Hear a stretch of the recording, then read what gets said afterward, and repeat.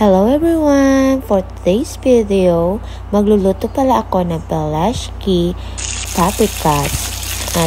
This is Serbian food. Request nga pala ito ni Habi.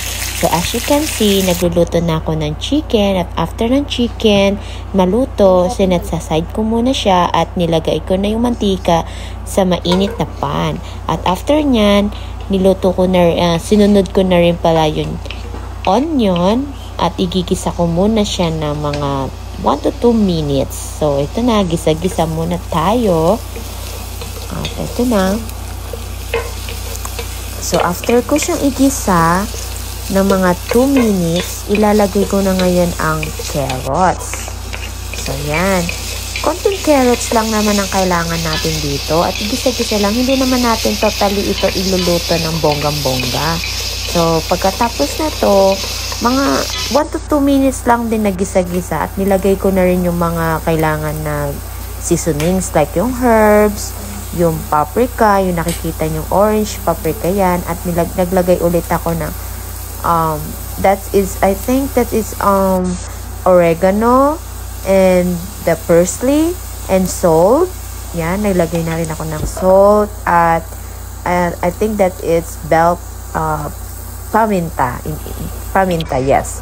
And then yan, mix ko lang siya ng mga 1 to 2 minutes and then naglagay na ako ng water. Yan. Mga 3 cups ng water ang nilagay ko. Depende sa iyo kung gaano kadami yung ilalagay yung tubig. So, ang nilagay kong tubig yung mga kalahati lang ng pan. So, ayan. So, hinalo-halo ko siya at sinunod ko na rin pala yung potato na ginayak-gayak ko. Ayan. Nakita nyo, malalaki yung hiwa ng aking potato. Pwede ko din siyang hatiin niya ng maliliit na hiwa. Pero mas prepared ko yung malaki. Mahilig ako sa malaking potato. Yan, haluin ko lang siya. At habang pinapakulo ko yon at pinapalambot ang potato, nag-slice muna ako ng tomato. Yan. Maliit lang, mga cube, small cube, slice. And then, after nya, nilagay ko na siya sa pan. At pakuluin ng konti. At yung chicken na tinabi ko, nilagay ko na din. At pati pala yung 1 cup of rice, sinabay ko na.